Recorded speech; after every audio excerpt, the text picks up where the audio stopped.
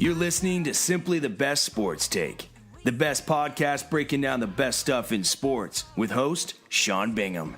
His takes are so good, he dropped the mic, but then you wouldn't be able to hear him, and that would suck. Welcome into Simply the Best Sports Podcast. I am your host, Sean Bingham, and today's podcast is a doozy. As if I'd ever not say that right.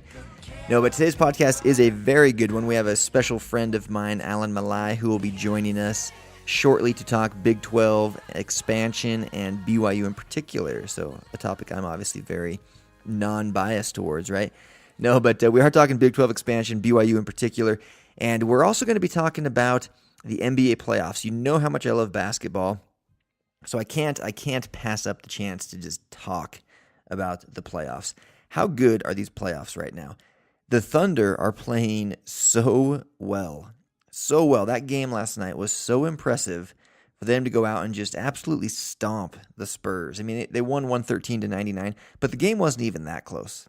The Spurs just got ran out of the building, and then they had the Spurs won the fourth quarter 34-22 to make it look a little bit interesting, but ultimately the Thunder just ran that game from start to finish, and they looked as strong as ever. They looked like they could actually challenge the Warriors a little bit, maybe.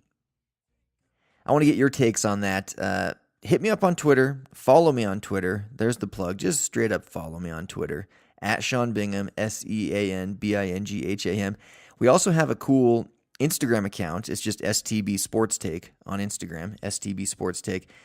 We post some cool stuff there to just follow along with as well for those of you that are on the Instagram. But anyway, the NBA playoffs are so good right now, and the Warriors look strong. Obviously, Steph Curry had his night there a couple nights ago when he came back and dropped 17 in the overtime to beat the Blazers. And then they finished the series off at home just a couple nights later when he got his MVP trophy, much deserving MVP. But it's going to be an interesting Western Conference Finals because everybody was expecting Spurs Warriors. But the Thunder have this feel to them, kind of like Jordan and Pippen and the boys did, Horace Grant and them, back in the early 90s, when the late 80s, early 90s, when they were just struggling to get past the Pistons. Just they couldn't beat Isaiah Thomas and Bill Laimbeer and Joe Dumars and those guys. Rodman was part of that team, the Pistons team. And finally, Jordan gets over the hump. Finally, they beat the Pistons, and there was just no stopping them from that point on. There was just no stopping them.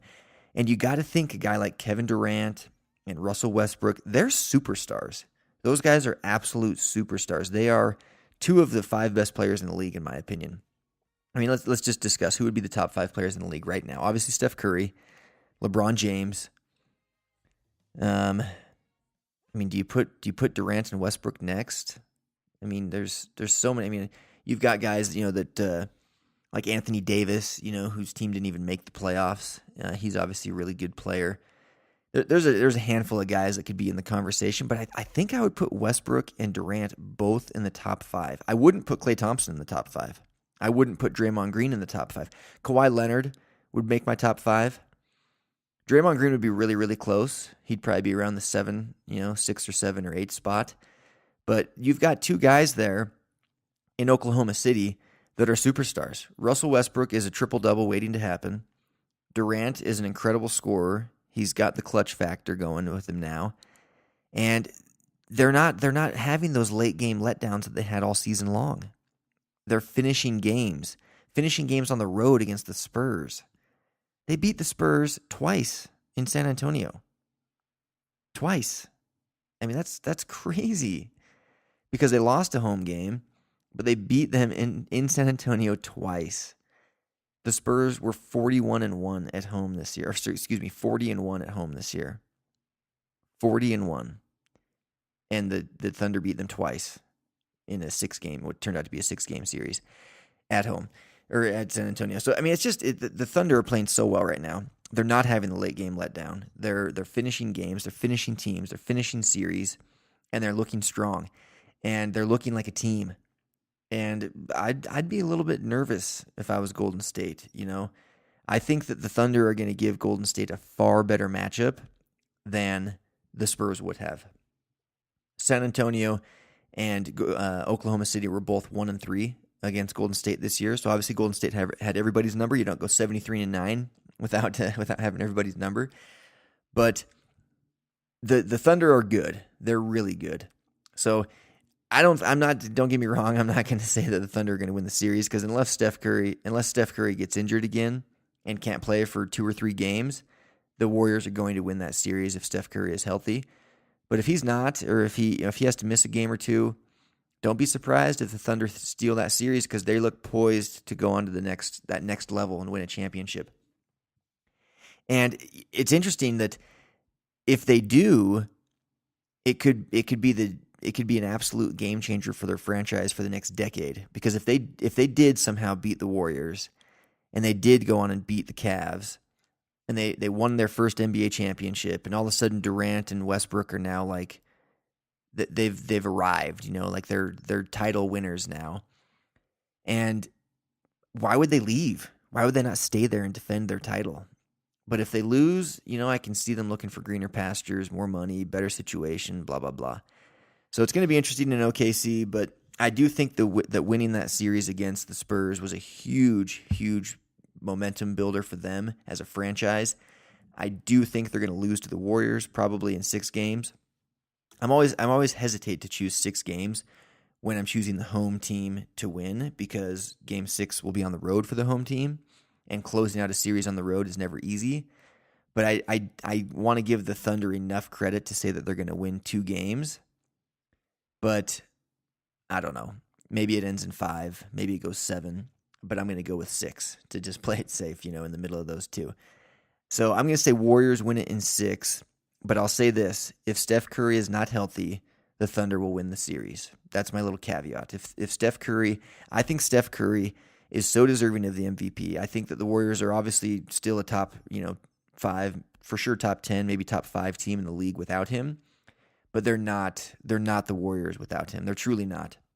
Sure, they can beat the Blazers without him, but I don't even think they could have beat a healthy Clipper team without Steph Curry, So, and he came back and did his thing, and he's just incredible. The shots he gets up, the quickness of his release, his ability to break free and shake guys for just that split second with his ball handling is so unorthodox, and it's so different, and it's so unique to anything we've ever seen, that it almost doesn't look as fluid and one mixtape pretty, and but it's so effective. So effective. I mean, he can break free from anybody and give himself just enough space to get off the quickest release in the history of the game, and it's just like butter every time. It's like the shots he's taking at any other level by any other player, you'd be like, what are you doing, you selfish idiot? But with Steph Curry, it's like not that way at all. Like he makes them. He makes them at a very high percentage. You want him taking those shots. Even as a teammate, you're like, "Oh, shoot it, man! Like it's fun. I'm having fun watching you. I'm gonna put my hands up and run back down on defense before it even goes through the hoop, because I'm so confident you're gonna make it." That's what they're doing in Golden State right now. That's how confident they are in him. And then you look at guys like Draymond Green, who I think is for sure their second most important player, their second best player, and Klay Thompson, and Harrison Barnes, and Andre Iguodala, and even Spates is hitting threes, big man off the bench, getting, maybe 20 minutes a game type of thing.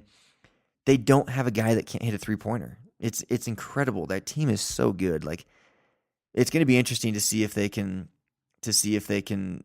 defend their title, because 73-9 will mean nothing if they don't.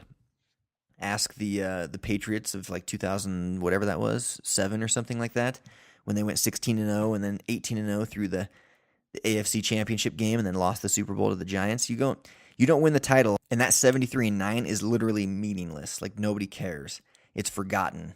You're not even in the conversation for best team ever because you didn't win the championship. There'll be 100 teams picked ahead of you for greatest team ever, because you got to win the title to be the greatest team ever, right? So they want to defend that title. But then you get a guy like LeBron James, okay?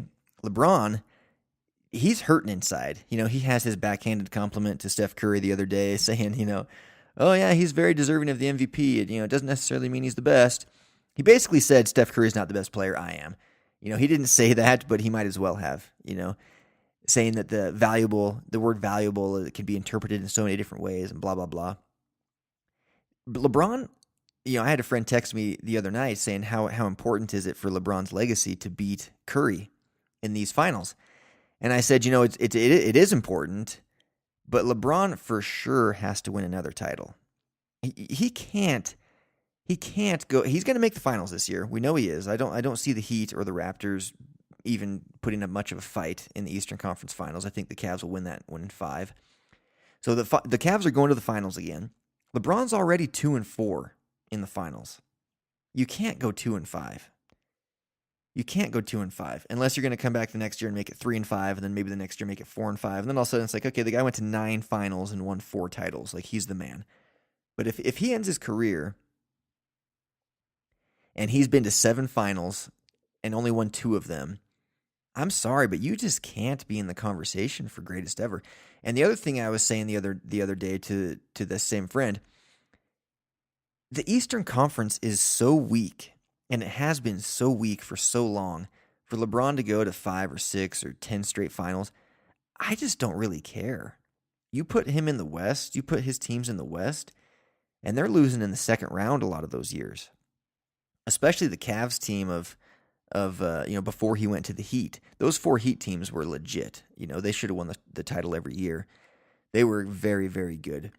And of course they won 2 of them. But his Cavs team that went to the finals before he went to the Heat, like that team wouldn't even make it out of the second round in this year's Western Conference. This year's Cavs team is really, really good. They've got everybody healthy. They've got Kyrie. They've got Kevin Love. They've got LeBron. They don't have any excuses to lose this year. And they're looking strong. I think it's going to be a great finals. I'm predicting, of course, the Warriors and the Cavs. I do think that the Thunder could put up a fight. I don't think that anyone in the Eastern Conference other than the Cavs could. So to me, even though there's Raptors, Heat, Cavs, Warriors, and Thunder all left, to me there's really the Cavs, the Warriors, and the Thunder. The other 2 Eastern Conference teams are just irrelevant. But Game 6 is tonight, and we'll see what happens there. I'm rooting for the Heat because I like Dwayne Wade. But LeBron has been in the Eastern Conference taking advantage of, and that's why I think he stayed obviously he went back to Cleveland. He loves Cleveland and all that stuff. But I feel like he's not even considering ever in his whole career. I don't think he's ever considered a Western Conference team because it's always been the tougher conference. And if you want to win a championship, you have to make it to the finals. And so why not, I don't blame him, why not give yourself a 50% chance of winning the title every single year? That's what I was saying in this same conversation.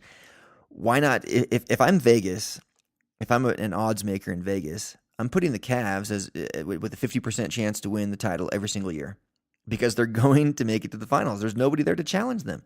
There's one superstar in the Eastern Conference, LeBron James. Who else is a superstar in the Eastern Conference?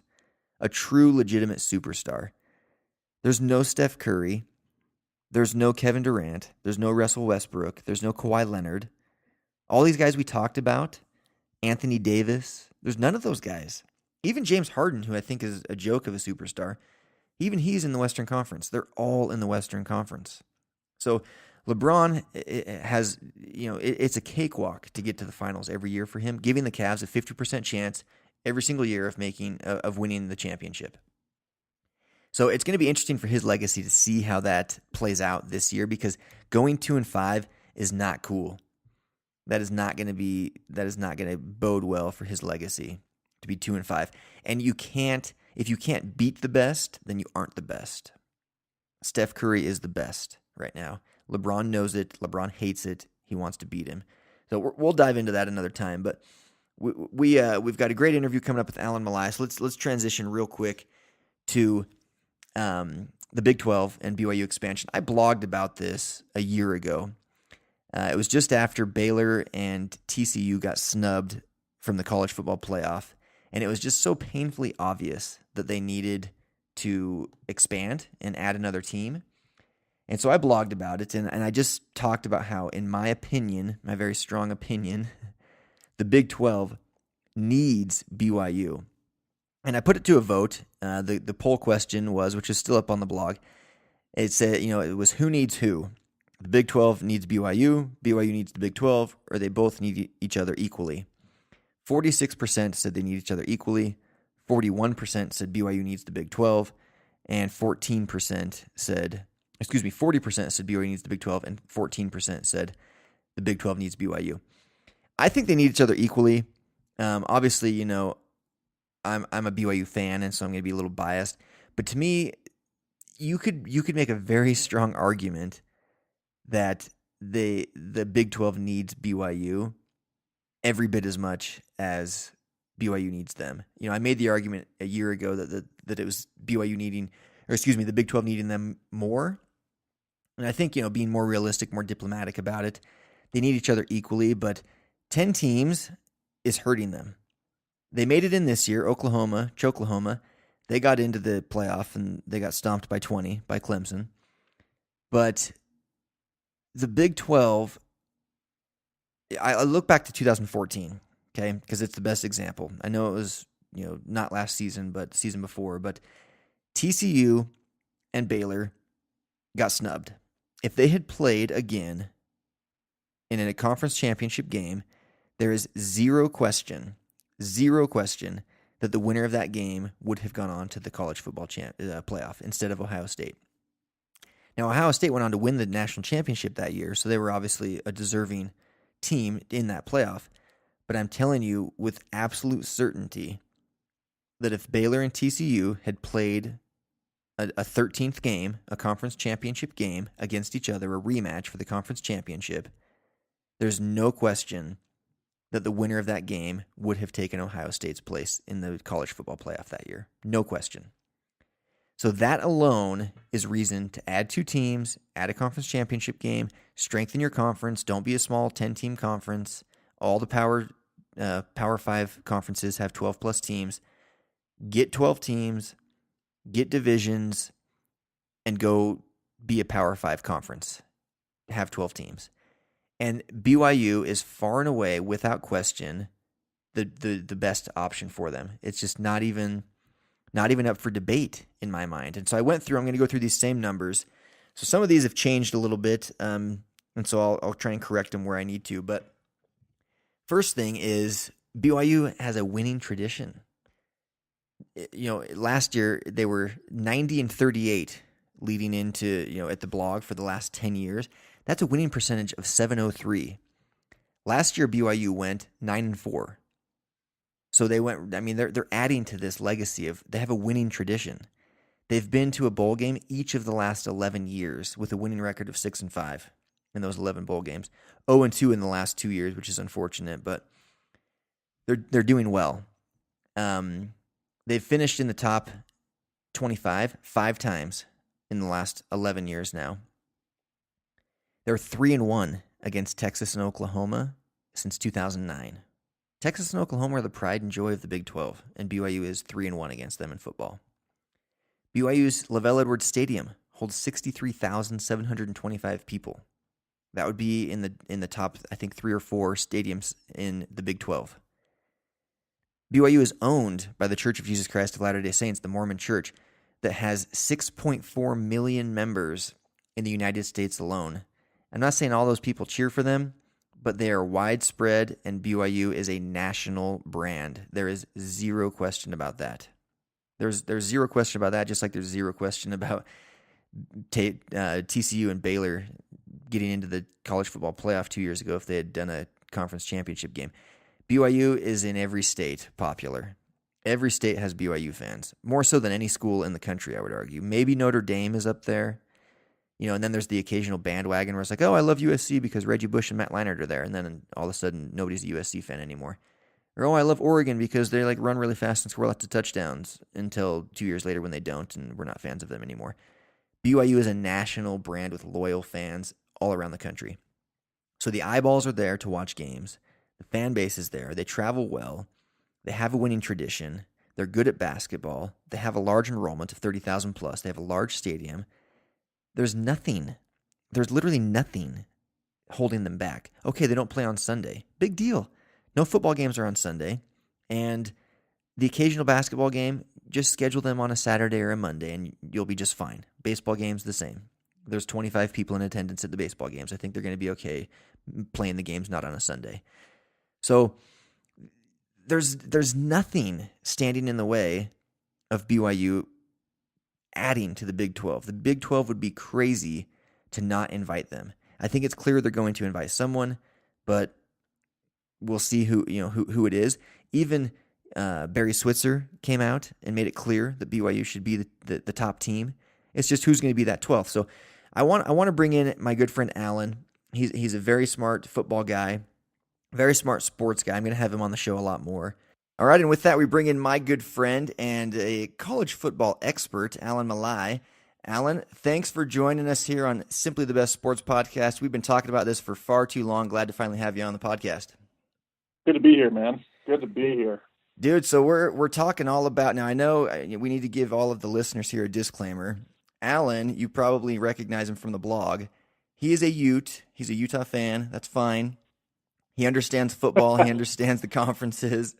So we're going to give our very unbiased opinion about the Big 12 and about BYU in particular joining the Big 12. But Alan's done a lot of extensive research on the different conferences and some of the realignment that could and should take place. But the big talk right now, Alan, is the Big 12, and they're the Big 12 with 10 teams, right? So do they need 2 more teams? Do they need that conference championship game? Are they hurting themselves by only having 10 teams? Like, what's your take on their situation? Do they need a BYU, or are they fine without them?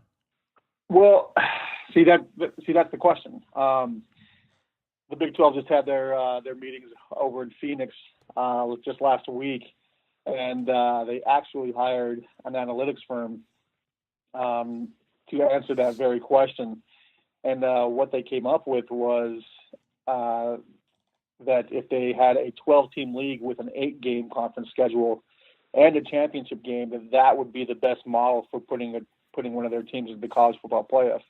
Now, the analytics firm that came up with that algorithm that determined that would be their best route to a championship actually has correctly predicted every team the last 2 years in the college football playoffs, so they know what they're talking about. Wow. So my opinion, yes, I think they do. And I don't think it's just because they want teams just to grow. I think that in order to stay relevant, in order to keep that conference strong, 10 years from now, you've got people within the conference not putting names to it, saying that 10 years from now they might not be relevant if they don't expand. So I think they need to expand, but there's a lot of hurdles getting there. Yeah. No, I wouldn't want to see them turn into the Big 10, which is really like the Big 86 or however many teams are in that conference now. Because then you get, they have, with Iowa last year, I don't even want to dive into their schedule. It was like the most cupcake schedule in the history of a Power 5 conference. But they played their conference schedule, and the Big 10 was actually pretty good last year. But somehow Iowa didn't play Michigan, didn't play Michigan State, didn't play Ohio State. They just kind of snuck through the season without having to play any tough teams within their own conference. But I do think that the Big 12, when we look at 2014, and I blogged about this a year ago when the Big 12 got snubbed. They had Baylor and TCU that both seemed like they were fighting for that final playoff spot. TCU was ranked 3rd, and they beat Iowa State 55-3 in their final game. Baylor was number 6, and they beat number 9 Kansas by 11, 38-27. So they beat a ranked team by 11, and TCU stomped on a team by 52 points. But then somehow Ohio State does a leapfrog. They dropped from 3 to 6. Yeah, TCU dropped from 3 to 6, and Ohio State snuck in instead. Yeah, it was so weird. It was like, hey, we're gonna. It was like the committee finally wanted to acknowledge, oh, you know what? We're actually going to honor that head-to-head meeting where Baylor beat TCU, and so we're gonna give them the number 5 ranking, and we'll have TCU be number 6. But oh, by the way, we're putting Ohio State at number 4. And they had to do it, and we all know that Ohio State went on to win the national championship, so they got it right. But you can't tell me that if the Big 12 had a conference championship game set up that year for TCU and Baylor to play each other again, you can't tell me that the winner of that game wouldn't have gone over Ohio State. 100%. The winner of that game would have got in, and there's no way that the College Football Playoff Committee could have kept them out. Absolutely. Not. Yeah, absolutely. Year one, the Big 12 was snubbed. Year two, they got a team in, and then obviously Oklahoma got smashed. Choklahoma choked, as they always do. Choklahoma. He didn't talk like that, going to make Saban real happy. So let's talk about BYU. I mean, I'm obviously a BYU fan. I'm a little biased, we know that, but I'm trying to be diplomatic about this. And to be fair, I've had a lot of family play for both squads, so I like both teams. When they play together, I'll root for Utah, but I got love for both sides. Okay, I can appreciate that. So I'm looking at BYU's schedule from last year, 2015 schedule, and right. Unfortunately, I got to just admit to myself and to all the people out there that think BYU's like destined to win a national championship at any moment. We lost. I say we. I shouldn't do that on the air here. BYU lost every game they played against a Power 5 school except the Hail Mary against Nebraska to open the season. They lost to UCLA, right. Lost to Michigan, lost to Missouri, lost to Utah. So do they really belong in a Power 5 conference? Unequivocally, yes, they do. Since 1980, no team has won more games than BYU except for 5 schools, Florida State, Michigan, and Miami, a few other teams. And those are all blue bloods of college football. Like, BYU belongs in the discussion of Power 5 teams. They're there. Mm-hmm. The only reason why they're, in my opinion, why they're losing these teams against Power 5 players is because they're not recruiting Power 5 players.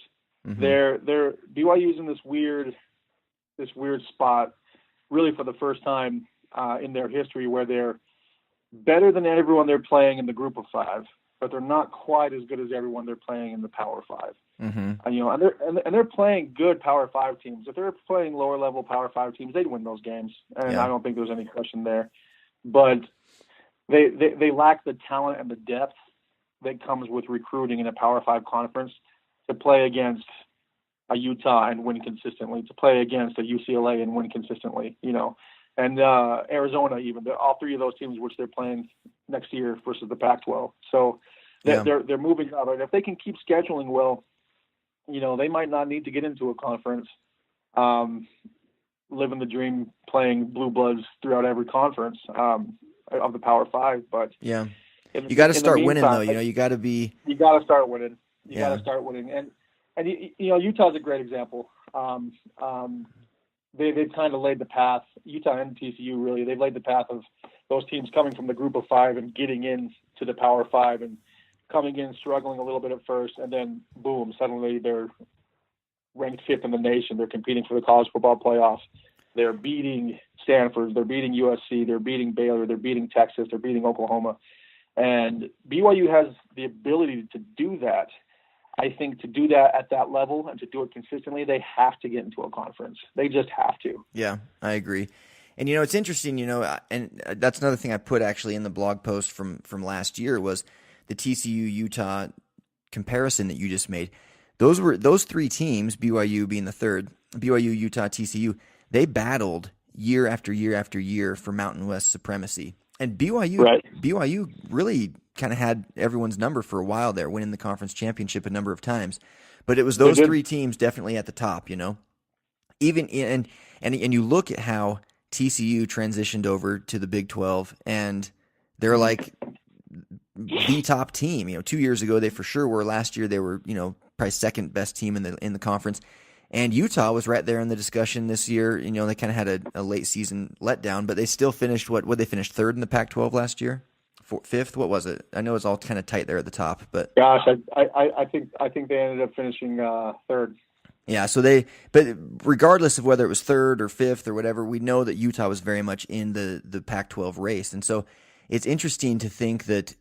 Why shouldn't BYU have that same capability, like you said, when they have the ability to recruit better players? Now, if you look at it from a basketball standpoint, I know we're talking more about football, but I think if BYU made this transition, it would be for football and basketball.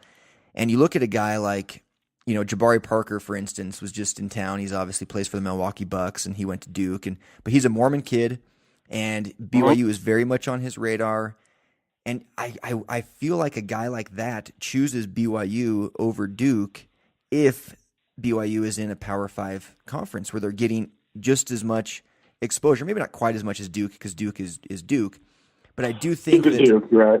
And we've got Frank Jackson. He lives just right here in Utah County, and we just lost him to Duke as well. And so you got to think that these guys that are Mormon kids, especially because BYU is obviously a Mormon school, you got to think that if when they're that talented, if they have the opportunity to go to a school that not only is a school they've really wanted to go to their whole lives because of the culture and the religion and things like that kind of draw them to it. But then also there's the added bonus of not only is all that good stuff there that their parents are pushing them towards, but hey, look, I'm also going to get all this exposure on national television. I'm in a major conference. I'm nationally relevant.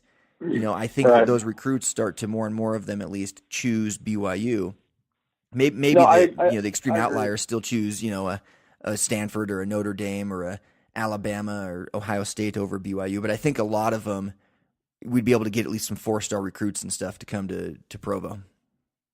Yeah, no, I agree. And if you look at recruiting especially with BYU hiring Kalani Sitake, recruiting is just going to get better. He's already proved it with this year's recruiting class.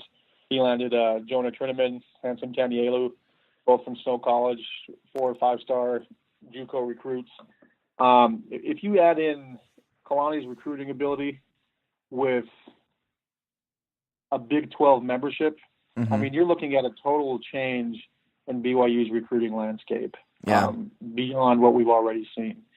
And, I think, like you said, I like Utah, I like BYU, I like both schools, but I'm a bigger fan of the rivalry more than I am of one team in general. Yeah. I mean, I've stoked the Flames many times in the past, trying to get Taysom Hill to come to Utah. But it's just fun for me. I think BYU getting into a power conference is the best thing that could happen to this rivalry, because look at the greatest rivalries we have in America right now. We have Florida State, Miami, Texas, Oklahoma, Ohio State, Michigan, probably the biggest. These guys are all in Power 5 conferences together. Some are even in the same division. It doesn't hurt them because both teams are in a Power 5 conference. It makes each team better, and then each team has this fear of loss, like, oh my gosh, Urban Meyer's recruiting all these studs. We need to go get Jim Harbaugh. Yeah, yeah. And it happens. And now look where Michigan is at. Yep. 1 year removed from Brady Hoke. I mean, come on. Yeah. So. Yeah, Michigan. I mean, that's a conversation for another day. But they're one fluke play away from playing in that Big Ten championship game and quite likely being the team that ended up in the college football playoff. Because that Michigan State.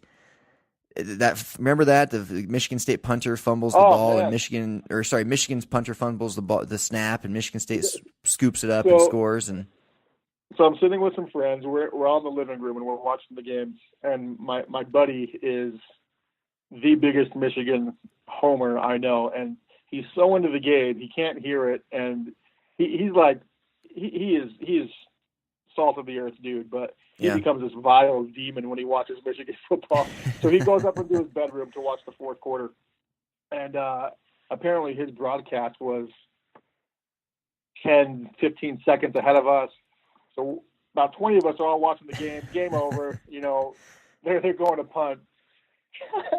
and suddenly we hear this barrage of F-bombs and screaming and hitting the wall. No. I'm like, what? What's happening? And then boom, it happens live in front of the TV. It was completely silent. I've never seen a room full of people. Everyone had their jaws dropped. Yeah. It was the coolest thing in the world. But that's why we love college football. It's a rivalry. Right? Oh yeah, it's amazing. It's amazing. That's what makes it so great. And yeah. But I mean, as far as expansion goes, I mean, BYU is the number one candidate. They're topping everyone's list. If you do a Google search, No, totally. We had, Barry Switzer came out yesterday, or maybe it was 2 days ago, made it very clear that BYU is the top choice. It would be stupid to even consider anyone else above them, and then it's just kind of a battle for who gets to be the next team in. But and I agree with it. But I look at I'm looking at like a Boise State. Are they more deserving? Well. So there's a couple factors that are playing into conference expansion. First and foremost, it's America. We know that football drives expansion, drives teams jumping from conference to conference. It's not it's not basketball. It's not anything else. It's not the Olympic sports. It's football. So from a football perspective, Boise State makes the most sense. Geographically, they're close to BYU. They're one of the most winning teams since I think it's 1999. Nobody's won more football games since 1999. Yeah. They're the second team to break into the BCS. They did it twice as well, just like Utah did. And they did it with style. I mean, man, I'll never forget that game they beat Oklahoma. Adrian Peterson was on that Oklahoma team. That was an incredible game. Talk to Adrian Peterson about it now. He still hates it. He still hates it. Like he has nightmares about it still. Yeah. But yeah, no, they did it with style. The problem with Boise State is football wise they deserve it, but their stadium is so tiny, their enrollment is tiny. They don't bring anything to the table to the conference aside from just football. Yep. And so the truth of the matter is, if we've been talking about Big 12 expansion for probably about a year and a half now. Only recently is it actually becoming a reality. The problem is, if there was a legitimate candidate out there that made 100% sense to the Big 12, they would have been invited already. And so that's the problem they're facing. BYU makes sense. I mean, they have the fourth largest stadium with 63,000 plus. Yeah. In the Big 12, they have the enrollment, they have the football resume, they have the tradition. They're the biggest things that BYU has going against them are two things. They are 872 miles away from Lubbock, Texas. That'd be their closest opponent. They're over 1,900 miles away from West Virginia. So we're looking at distance as a problem.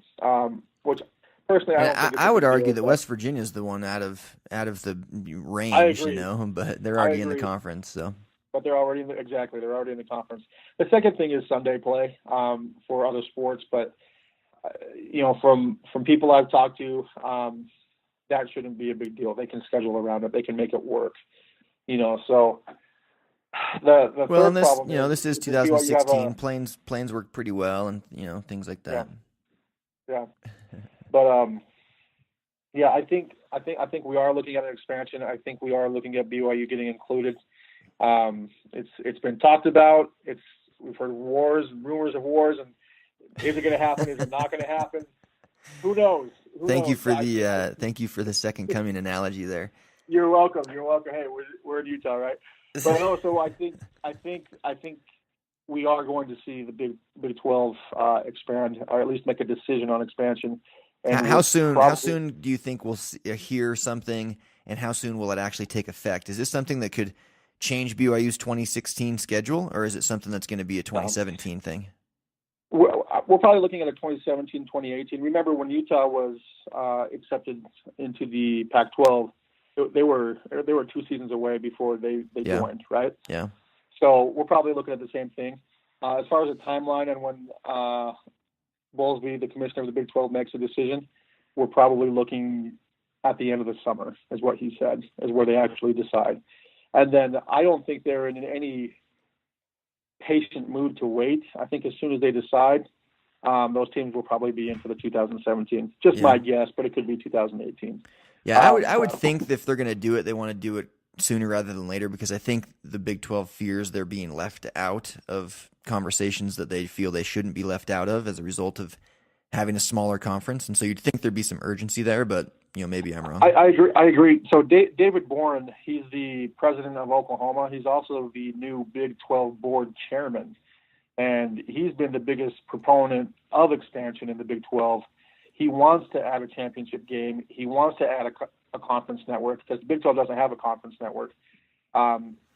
he's come out and said recently, David Bourne has said that until the Big 12 does all three of those things, they'll be psychologically disadvantaged. Yeah. And I don't disagree with them. That's why they're having all these meetings right now, is because they feel psychologically disadvantaged.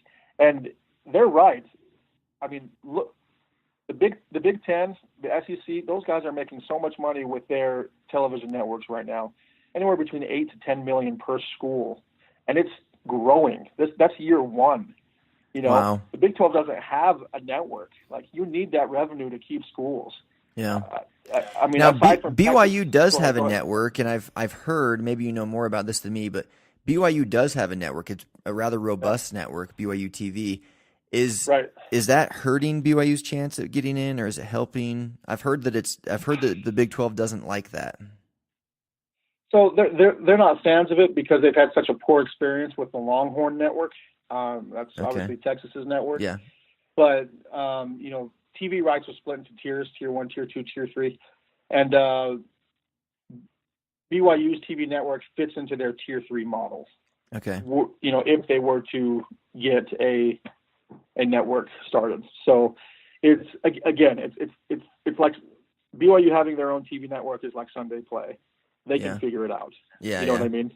Yeah, and the Sunday Play should not be a factor. It's like, okay, the occasional basketball game has to get rescheduled. Who cares? You know. Where I think the burden lies is on BYU. So I've talked to former players, even some coaches, and I can't name any names, but they said back 6 years ago, when Utah was being courted by the Pac-12, BYU was also getting courted by the Big 12 and the Pac-12. Mm-hmm. And they told me 100% that Utah, I digress. The Pac-12 said, all right, Utah, if you want to be part of the Pac-12, we need this, and this, and you're not going to be a full member, and you're not going to take part of all of our earnings until 3 or 4 years in, and this needs to happen. And Utah basically bowed their head and said, okay, we'll do whatever we need to do. Let's make it happen. And 5 years later, they're a full member, and things are going good up on the hill, you know? Yeah. Where BYU, what I was told from people who know, came in and they actually started making demands. Like, we want this, we're BYU.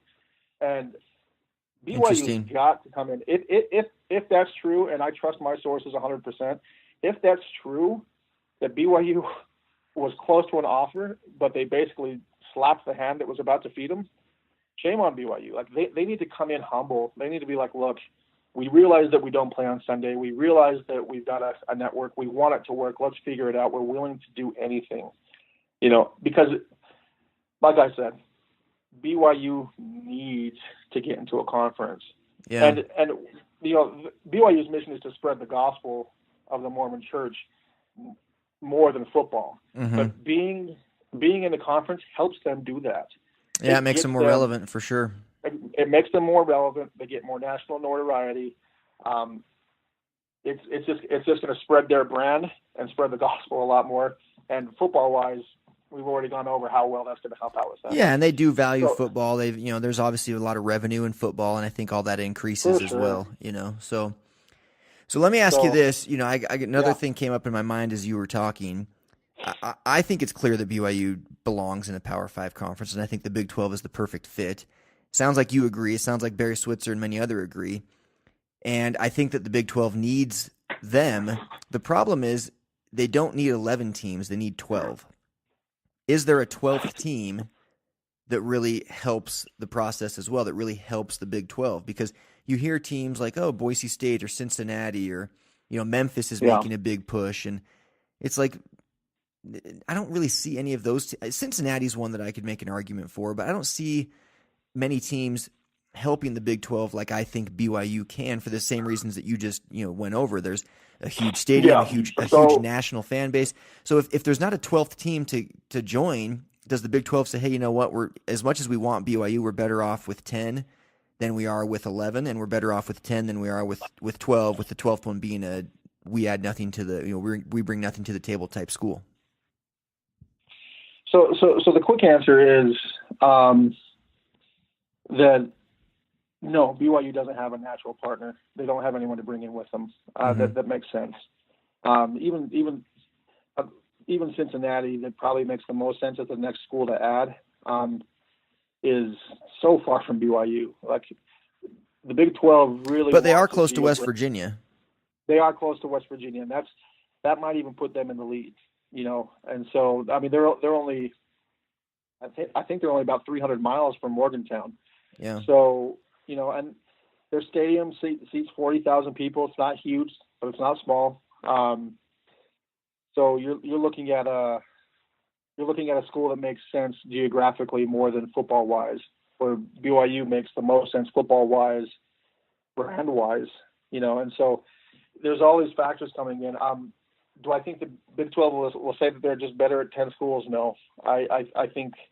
Remember, just a few years ago, Texas A&M left, Nebraska left, Missouri left. Yeah. All these regional, blue blood Big 12 programs left. And I think the Big 12 is going through the same inferiority complex where they're afraid teams might leave again. And if they don't strengthen the conference, it's going to happen. Can you imagine a Big 12 where Texas and Oklahoma leave? Oh, they're done at that point. They're dead. They are absolutely dead. Yeah, it's just like the Mountain West when they lost TCU, Utah, BYU. They became completely irrelevant.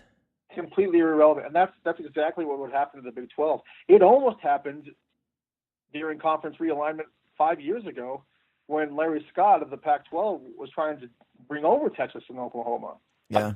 It was almost done until at the very last second, the 11th hour, Texas decided to stay, so Oklahoma decided to stay, and everything, the status quo didn't change. Yeah. But they see that on the horizon again. They see it coming if they don't take action now. And they all agree, especially with the new analytics they got from this research firm, they all agree that expanding is the way to do that. Getting people into the college football playoff is the way to do that. Becoming relevant as a conference and strong as a conference. So I'm more confident now than I've been in the last 2 years that the Big 12 is going to expand, and I don't know how. I don't know how you leave BYU out of it. Yeah. I just don't. I don't either. And the only thing I can think is that it would be something that that BYU is just not willing to bend on, something church related is a bigger deal to them. Yeah. And that stuff's not always disclosed to the public, but sure. It is interesting to think about the 12th school, Yeah, I think, one that makes geographical sense but doesn't really make a ton of other sense is Colorado State. Yeah. They're close to BYU. They're semi-close to Kansas. They have an enrollment that's a little bit bigger than BYU's. Problem is their record over the last few years is almost 500.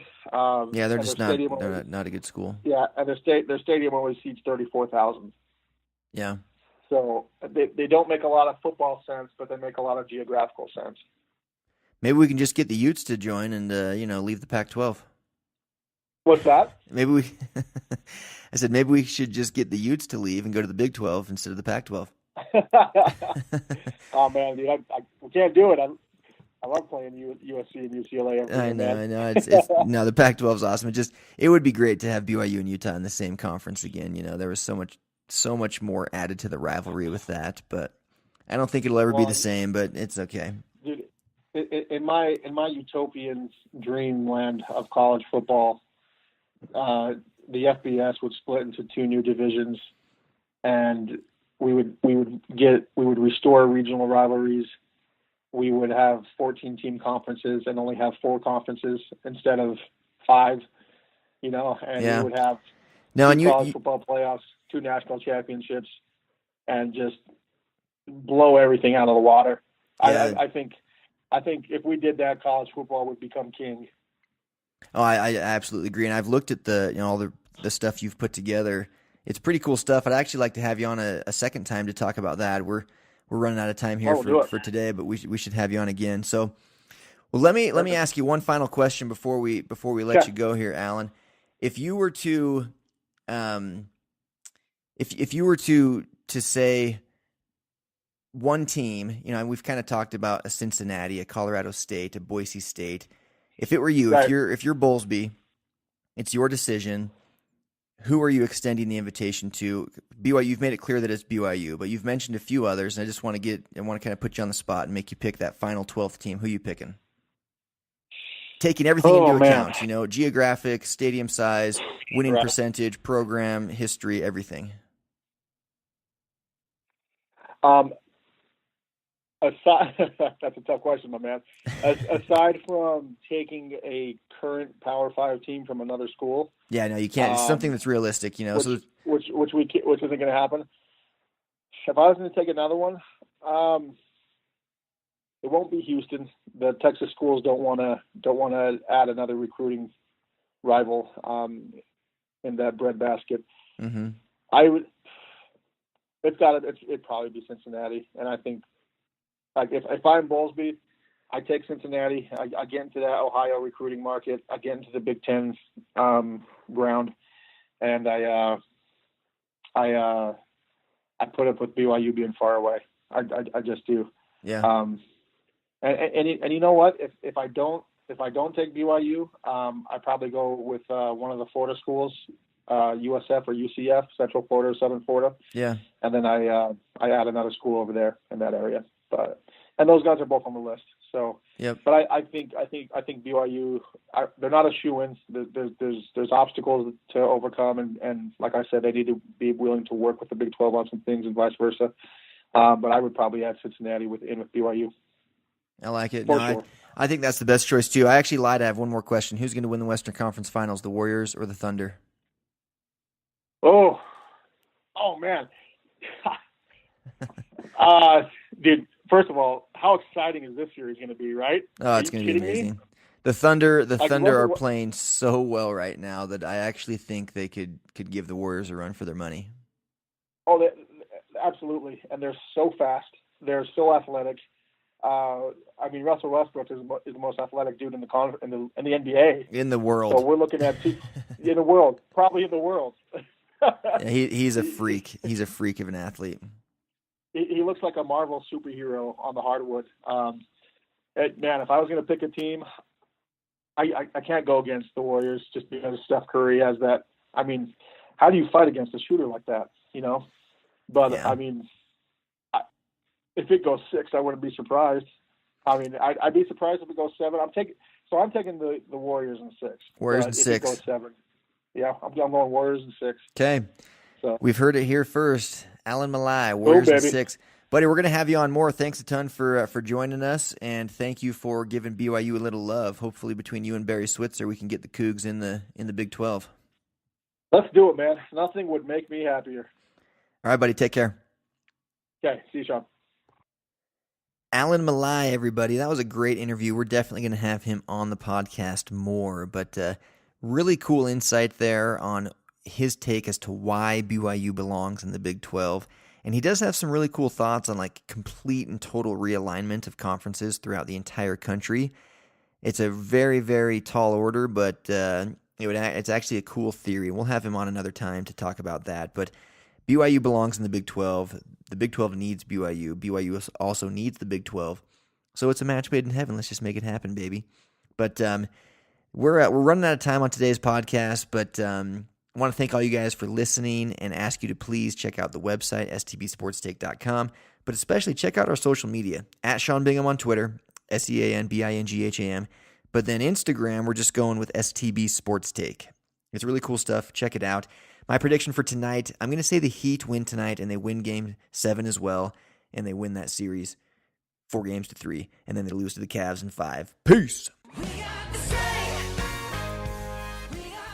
Thanks for hanging with Simply the Best Sports Take. Don't forget to subscribe to this podcast and check out stbsportstake.com. Simply the best in sports. 'Cause we